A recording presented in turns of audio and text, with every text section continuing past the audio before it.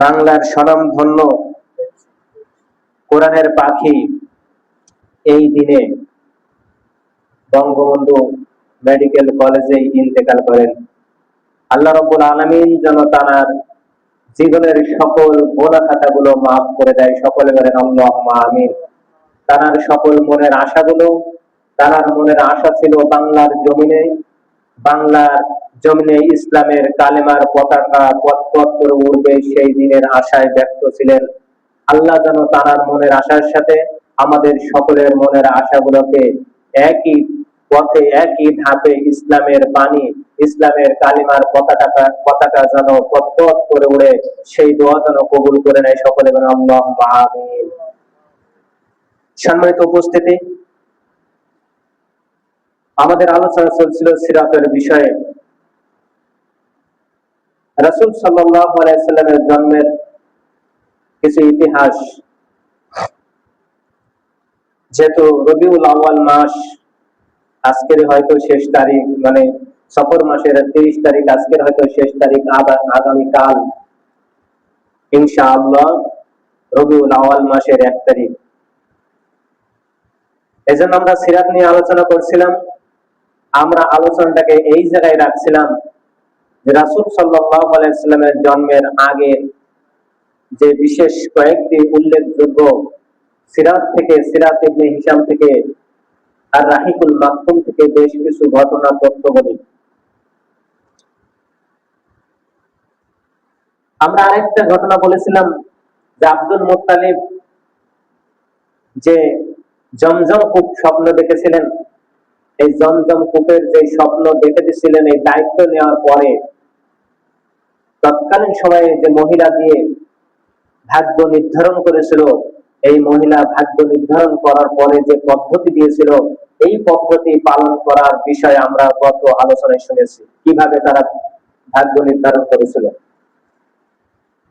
তিনি যখন ওই জমজম কূপের ওই দায়িত্ব পেলেন, জমজম কূপের ওই দায়িত্ব যখন পেলেন, তখন তিনি দোয়া করেছিলেন, রব্বুল আলামিন, আমার যদি যতগুলো পুত্র সন্তান হবে, সমস্ত সন্তানের ভিতর থেকে প্রাপ্ত বয়স্ক হলে পরে একটা সন্তান তোমার রাস্তায় কোরবানি করে দেব।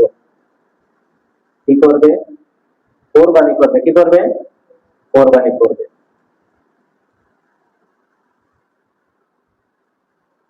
আব্দুল মুত্তালিবের দোয়া কবুল হয়ে গেল।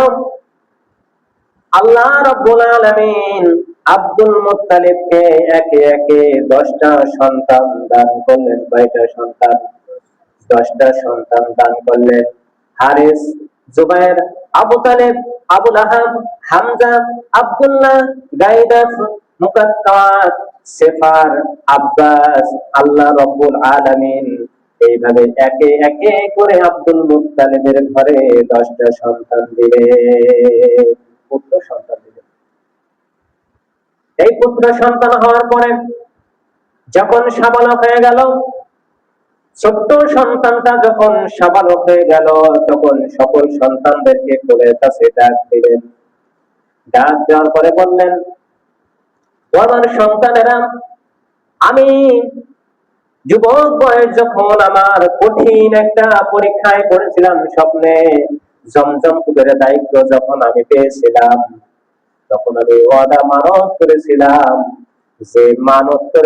এইটা যে আমার সেই দায়িত্ব যখন পেলাম, এই জমজম কূপের এই দায়িত্ব পাওয়ার কারণে আমি বলেছিলাম, আমার যেই কয়টা সন্তান হবে, সর্বছোট সন্তান যখন সাবালক হয়ে যাবে, সমস্ত সন্তানের ভিতর থেকে একটা সন্তান রব্বুল আলামিনের রাস্তায় দান করে দেব, কুরবান করে দেব।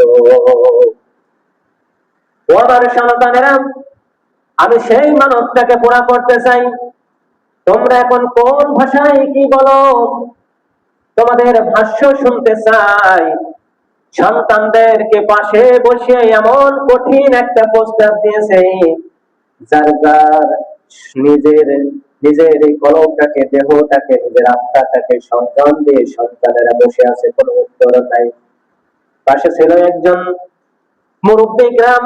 এই মুরব্বীরা পরামর্শ করলো, এইভাবে সন্তানদেরকে রাজি করা যাবে না, নাম দিয়ে দাও, 10টা সন্তানের নাম দাও, যেই সন্তানের নামটা প্রথমে উঠবে সেই সন্তানকে আল্লাহর রাস্তায় কোরবানি দিয়ে দিবে।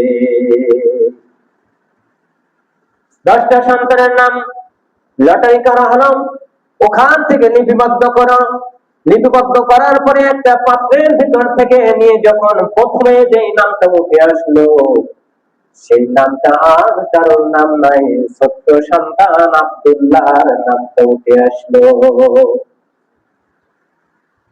আব্দুল্লাহর সেই সময় আল্লাহর নবীর পিতা আব্দুল্লাহ ওই সমাজের ভেতরে সর্বশ্রেষ্ঠ মানুষ হিসেবে পরিচিতি লাভ করেন। সমাজের ভিতরে কথাবার্তায়, চাল চলনে তার মতন ভদ্র আর কেউ হয় নাই। সেই সময়ের মানুষেরা আব্দুল্লাহর এই কোরবানিটাকে পছন্দ করতে পারল না। আল্লাহ নবী সাল্লাল্লাহু আলাইহি সাল্লামের চাচা আবু তালেব, আব্দুল মুত্তালিবের সন আব্দুল্লাহর ভাই আবু তালেব বাধা দিল।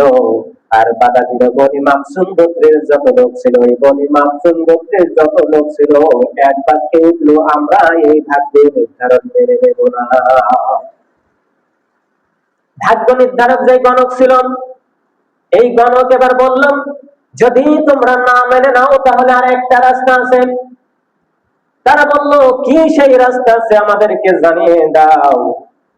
ভাগ্য নির্ধারক গণক বলল, এই যেহেতু একটা সন্তান কোরবানির মানত করা হয়েছে, এই মানতের ত্রুটি কাটতে গেলে প্রত্যেকবারে যতক্ষণ পর্যন্ত আব্দুল্লাহর নাম উঠবে ততক্ষণ পর্যন্ত এক পাশে 10টা উট লিখে দাও আর এক পাশে আব্দুল্লাহর নাম লিখে দাও। যদি আব্দুল্লাহর নামটা ওঠে প্রতিবারে 10টা করে উট কোরবানি দিতে হবে। কয়টা করে? 10টা করে কোরবানি দিতে হবে উট। নাম লিখে দেওয়া হলো, এক পাশে 10টা উট আর এক পাশে আব্দুল্লাহর নাম। দেওয়ার পরে আবার একটা সিরকুট তোলা হলো, সেখান থেকে আসলো আব্দুল্লাহর নাম। 10টা উট এক সাইডে হয়ে গেল, আবার 10টা উট লেখা হলো।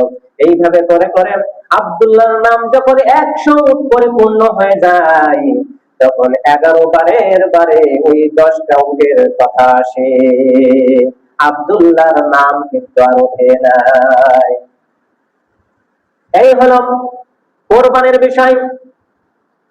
হযরত ইব্রাহিম আলাইহিস সালাম, ইসমাঈল আলাইহিস সালাম বাপ বেটা যে কোরবানি দেওয়া হয়েছিল, দ্বিতীয় ওই যে প্রথম যাবিহুল্লাহ বলা হলো, সেখানেও কিন্তু মুহাম্মদ রাসূলুল্লাহ সাল্লাল্লাহু আলাইহি সাল্লামের কারণে কিন্তু হয় নাই।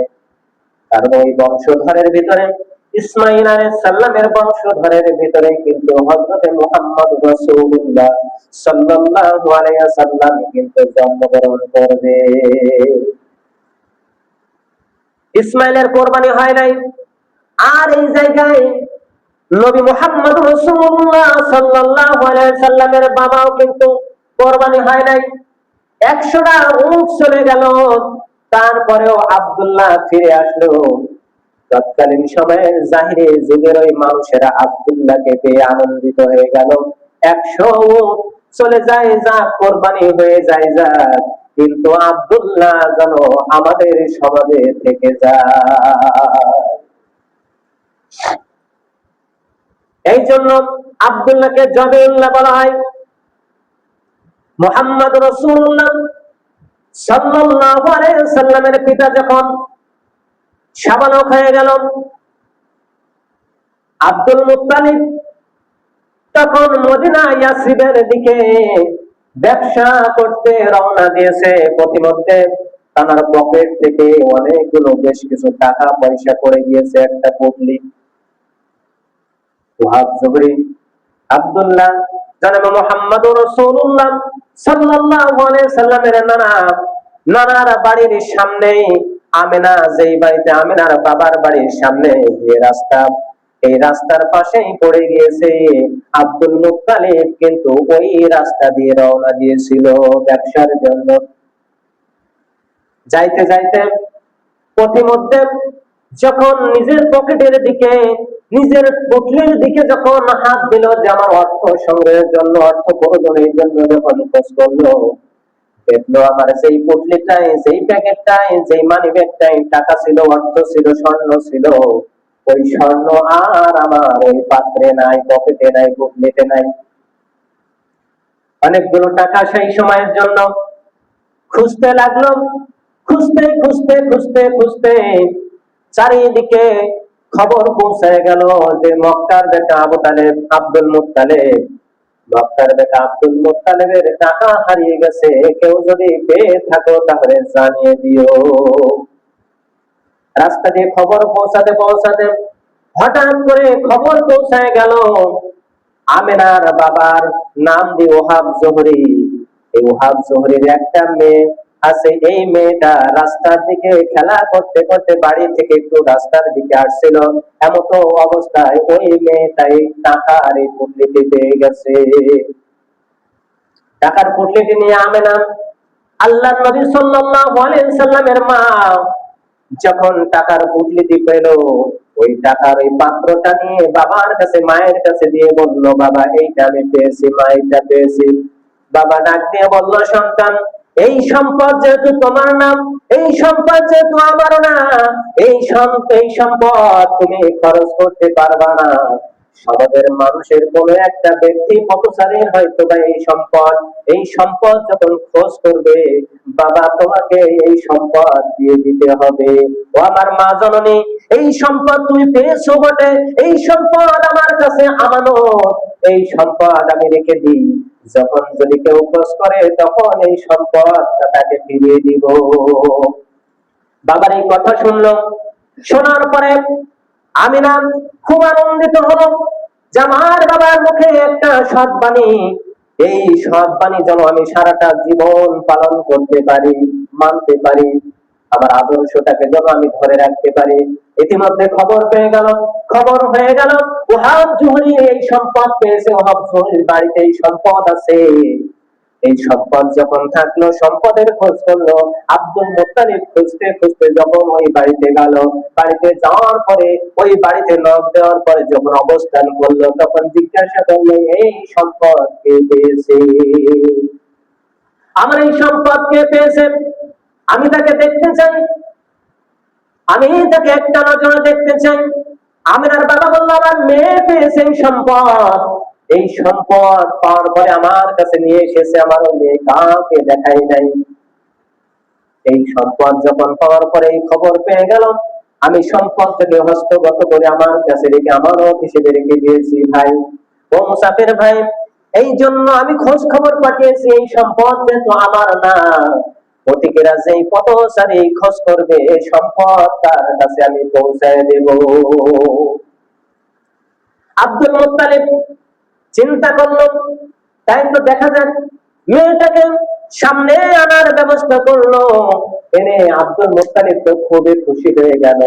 আব্দুল মুত্তালিব বলল, ওহাব জোহরি প্রস্তাব দিল, ভাই আমি মক্কার কুরাইশ বংশের লোক আব্দুল মুত্তালিব, আমি তোমার বাড়িতে খালি হাতে ফিরে যাব না। আমার একটা সন্তান আছে আব্দুল্লাহ, তোমার এই মেয়েটার সাথে আমার ছেলেটার বিবাহ বন্ধনে আবদ্ধ করতে চাই।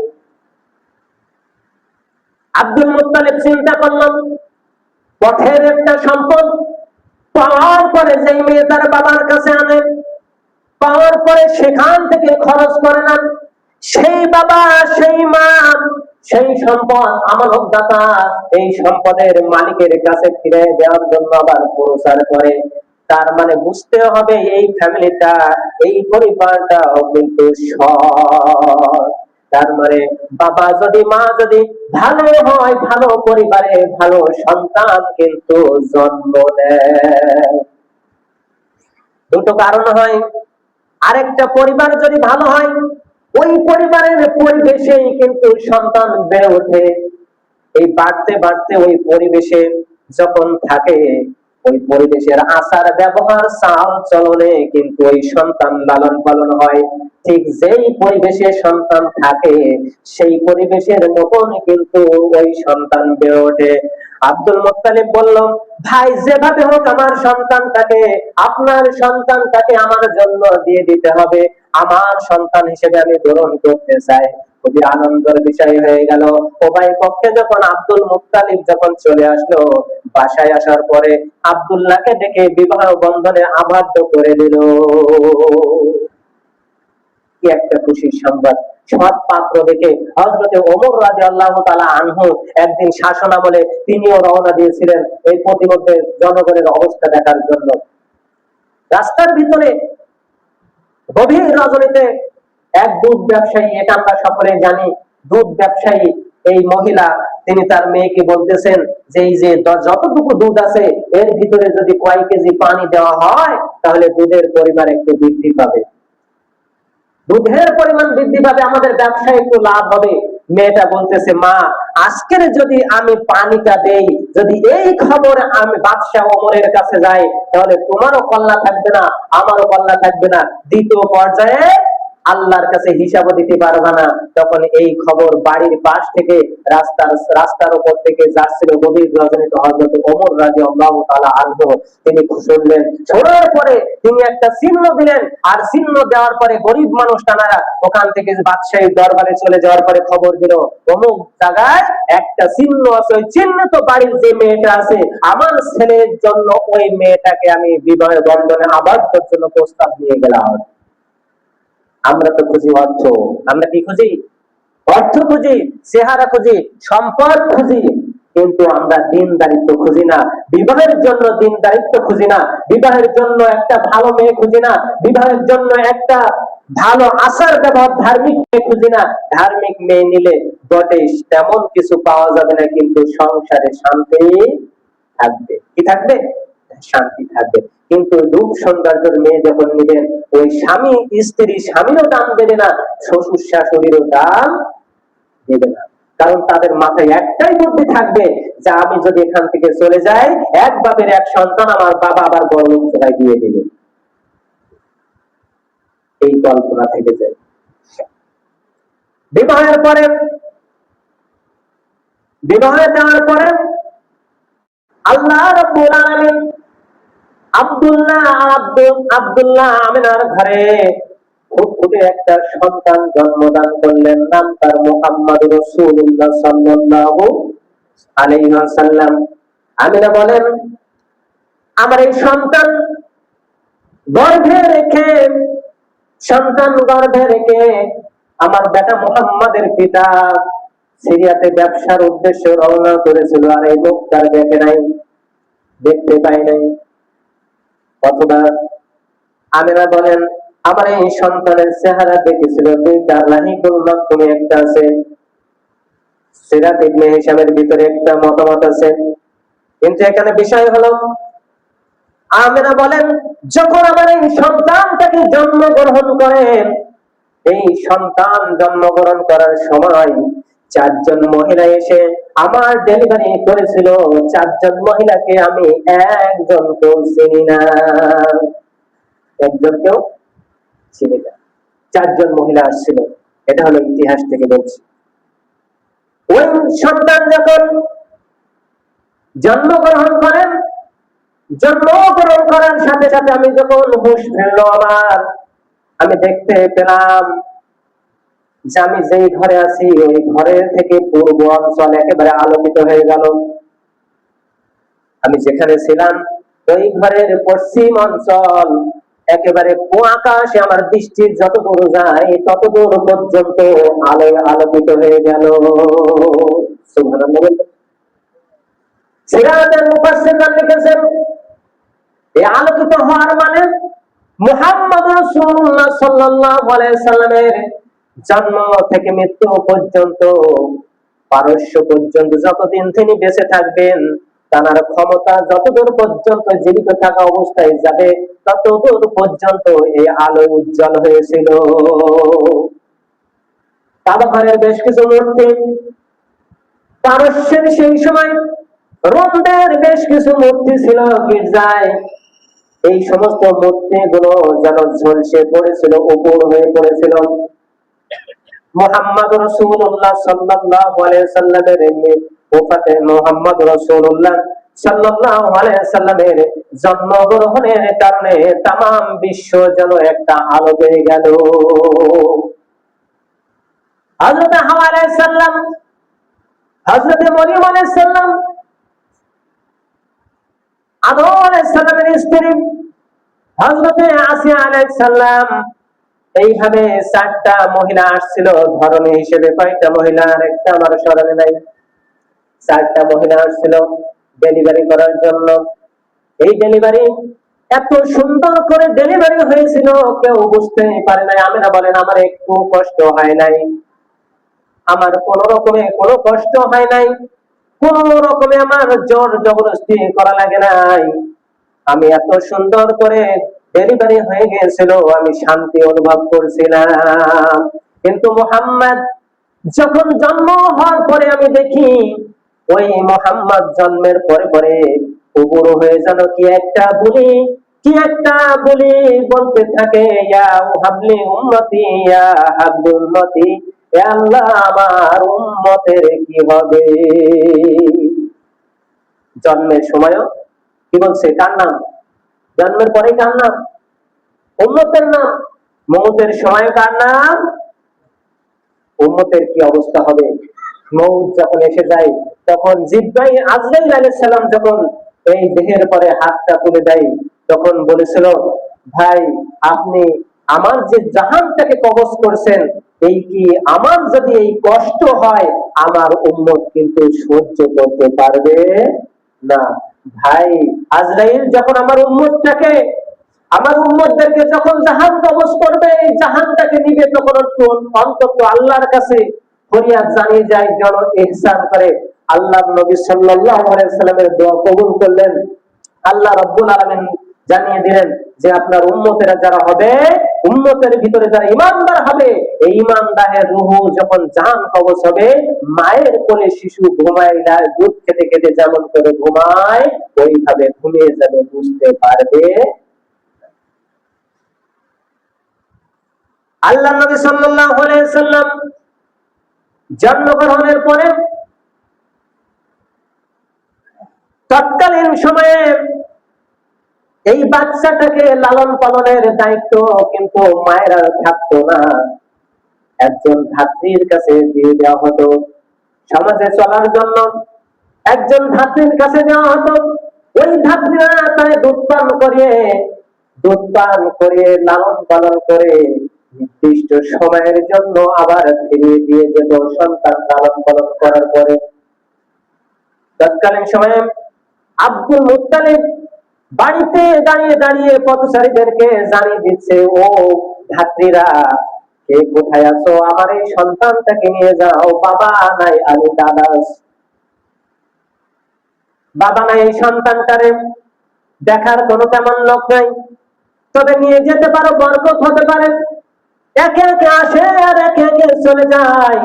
কারণ যার বাবা নাই, তার থেকে অর্থ করে কিন্তু বেশি একটা পাওয়া যায় না। যার বাবা নাই, তার কিন্তু সমাজে বেশি একটা মূল্যও কিন্তু দেয় না। যার বাবা নাই, সে জানেন বাবা না থাকার কত কষ্ট। যার বাবা নাই, সে বলতে পারে একটা বাবার কত মমতা। আমাদের ভিতরে কত মানুষ আছে যাদের বাবা হারিয়েছে।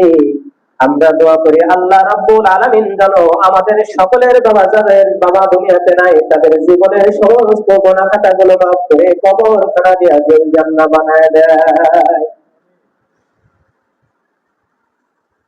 এইভাবে যখন বলতে থাকেন, বলতে বলতে আসে ধাত্রী যারা নিতে, আসে আর চলে যায়, আসে আর চলে যায়। কিন্তু নির্মম ইতিহাস, তৎকালীন সময়ে হালিমাতুস সাদিয়া, তিনি সমাজের ভিতরে খোঁজ করতে করতে কোনো সন্তান পায় নাই। প্রতিমধ্যে যখন ফিরে যায়, এই ফিরে যাওয়ার সময় একটা সন্তান মুহাম্মাদের খবর পেয়ে গেল। পাওয়ার পরে আব্দুল মুত্তালিব বলল, আমি কিছু দিতে পারবো না, এই সন্তানটাকে তুমি যদি বহন করতে পারো, হয়তো কিছু সীমিত দিতে পারো। স্বামী বলতেছেন হালিমা তুই আসো, দরকার নাই। স্ত্রী মুহাম্মদ রাসূলুল্লাহ সাল্লাল্লাহু আলাইহি সাল্লামের চেহারার দিকে তাকিয়ে পাগল হয়ে যায়, যেন চোখ জোড়ানো শান্তি অনুভব করে। ওই সন্তানকে আর আসতে পারে না। স্বামী ডাক দিয়ে বলে, স্বামী আমার এই সন্তান আমি যেন দেখতে ফেলছি, আমার যেন কলিজা দাউ দাউ করতেছে। সন্তান যদি না নিয়ে যায় আমার কলিজার ভিতরে যেন আমি শান্তি পাবো না। আমার টাকা করি অর্থর দরকার নাই, আমি ওই সন্তানটাকে নিয়ে যেতে চাই, আমি আর কোনো কথা শুনতে চাই না। স্বামী বলতেছে বাদ দাও। অনেক সময় কিন্তু স্ত্রীরা যে কোনো জিনিস আবদার করার জন্য একটু নাছোড়বান্দা হয়ে যায়। নাছোড়বান্দা হলে পরে স্বামী কিন্তু অনুমতি দেয়, অনেক সময় দেয় কি দেয় না। অনেক কাজে কিন্তু এইগুলো ঘটে থাকে। স্ত্রীরা মনোপ্রত্যাশায়, স্বামী বলল নাও, নিয়ে চলো, যা হয় আছে কপালে। ওই সন্তান নিয়ে গেলে যদি তুমি মনে শান্তি পাও তাহলে নিয়ে চলো। হালিমাতুস সাদিয়া তিনি সন্তানকে কোলে নিলেন। কোলে নেওয়ার পরে যেন এমন একটা শান্তি তিনি অনুভব করলেন, সমস্ত শান্তি যেন হালিমার কোলে চলে এসেছে। হালিমাতুস সাদিয়া যখন ওই সন্তানকে কোলে নেওয়ার পরে তিনি তার দুর্বল ওই খচ্চর বা উটের পিঠে যখন অবস্থান করলেন, তখন তিনি অনুভব করতে পারলেন আমার এই দুর্বল ও খচ্চর বা উটটা যেন আর দুর্বল নাই, যেন সবল হয়ে গেছে। আমার এই স্তন যেন ভার হয়ে যাচ্ছে আস্তে আস্তে, আমি যেন প্রশান্তি পাচ্ছি। এই খচ্চরটা যখন প্রতিমধ্যে যে সাথীরা ছিল, এই সাথীরা এই সাথীদের পাশ ধরে গেল, এত দূরত্বগামী হয়ে গেল। যাইতে যাইতে হালিমাতুস সাদিয়া তিনি বাড়িতে পৌঁছানোর পরে দেখলেন চারিদিকে যেন তার একটা শান্তি অনুভব হচ্ছে। যেই বাড়িতে বকরিগুলো ছিল, এই বকরির ওলানে দুধ এসেছে, কত শান্তি দেখে শান্তি অনুভব হয়ে গেল। হালিমাতুস সাদিয়া তিনি মনে মনে অনুভব করলেন এই বাচ্চা কিন্তু কোনো সাধারণ বাচ্চা না, এই বাচ্চা এমন একটা বাচ্চা হবে যেই বাচ্চা কিন্তু এই জামানার একজন কেউ হতে পারে। বৃদ্ধ বয়স যখন হয়ে যায়, এখানে একটা বলি, ছোট্ট একটা কথা বলি। বৃদ্ধ যখন হয়ে গেল, আল্লাহ নবী সাল্লাল্লাহু আলাইহি সাল্লাম একদিন হঠাৎ করে মসজিদে নববীতে বসে আছেন, এমন সময় একজন বৃদ্ধ মানুষ আসলো। তিনি গায়ের চাদরটাকে নিয়ে পেতে দিলেন, বসতে দিলেন বৃদ্ধ মহিলার জন্য। ওই মহিলাটাকে যখন চলে গেল, কথা বলার পরে ভালো মন্দর পরে চলে গেল, সাহাবীরা জিজ্ঞাসা করলো ইয়া রাসূলুল্লাহ, ইয়া হাবিবাল্লাহ, এই যে লোকটি আসলো, এই লোকটিকে, এই মহিলাটিকে? আল্লাহর নবী সাল্লাল্লাহু আলাইহি সাল্লাম বললেন তিনি আমার আর কেউ না, দুধমা হালিমা। কি ব্যবহার বোঝা যায়? আপনার চাচাও কিন্তু আপনার ছোট্টবেলায় কোলে নিয়েছেন, আপনার চাচি আমার ছোট্টবেলায় কোলে নিয়েছে, কোলে নিয়েছে কি নাই? আমার দাদি নিয়েছে, আপনার দাদি নিয়েছে, পাড়ার চাচিরা নিয়েছে, ভাবিরা নিয়েছে। কিন্তু যখন গায়ে বল এসে যায়, খবর যখন ক্ষমতা যখন পেয়ে যায়, এই চাচি চাচা দাদি দাদা কারোর মানা হয় না। কিয়ামতের ময়দানে একবার কোলে নেওয়ার কারণেও কিন্তু আপনার হিসাব দেওয়া লাগবে। আপনার উপরে তাদের দায়িত্ব আছে। ছোট্টবেলায় কিন্তু তাদের দায়িত্ব পালন করার দরকার। এক বেলা কোলে নিয়েছে, দুই বেলা কোলে নিয়েছে, লালন পালন করেছে। ইতিহাস থেকে সাক্ষী নিয়ে, ইতিহাস থেকে শিক্ষা নিন। যে শিক্ষা নিন, আমার পরিবার, আমার প্রতিবেশী, আমার দাদা দাদি, আমার চাচা চাচি, আমার আত্মীয় পরিবার পরিজনের হক কখনো ফাঁকি দেব না। কারণ ছোট্টবেলায় এমন হতে পারে মা গিয়েছে কাজে, আমি উবুর হয়ে অথবা খাটের পর থেকে পড়ে মারা যেতে পারি, অথবা পুকুরের পানিতে পড়ে মারা যেতে পারতাম, অথবা এমন একটা দুরবস্থা হয়ে যেত, মা এই সব ভেবে চাষির কোলে কিন্তু একবেলা দিয়ে গেছে কি দেয় নেই। আল্লাহ রাব্বুল আলামিন পরিবারের প্রতিবেশীর হক আদায় করার তৌফিক দান করুক, প্রতিবেশীর সাথে ভালো ব্যবহার করার তৌফিক দান করুক। এবং দুধমা যারা আছে, চাচা চাচি, এরা যারা আছে, আত্মীয়ত্বের সম্পর্ক, আত্মীয় হয় চার ভাগের। আত্মীয়, প্রথম আত্মীয় হলো আপনার নিজের পিতা মাতা, প্রথম থেকে পিতা মাতা। দ্বিতীয় আত্মীয় হলো পিতা মাতার আত্মীয় স্বজন, তার মানে চাচা চাচি, ফুবা ফুবু, এই পর্যন্ত। তৃতীয় আত্মীয় হলো খালা খালু। এরপরে চতুর্থ নম্বর আত্মীয় হলো শ্বশুর বাড়ি। বুঝতে পেরেছেন? এই আত্মীয় পর্যায়ক্রমে আপনাকে বজায় রাখতে হবে। যদি বজায় না করে তিনটে আত্মীয় বাদ দিয়ে চতুর্থ নম্বরটা ধরে আমরা আঁকড়িয়ে ধরে থাকছি বর্তমান। শুনুন, এই তিনটা হক যদি আপনি আদায় না করেন, এই হক আদায়ের ফাঁকি দেওয়ার পর কারণে আপনার অবস্থা করুণ হবে। এরপরে কারণ আযাবও নেমে আসতে পারে, গজবও নেমে আসতে পারে আপনার আমার উপরে। আল্লাহ রাব্বুল আলামিন আপনাকে আমাকে আমল করার তৌফিক দান করুন। সকলে বলেন আল্লাহুম্মা আমিন।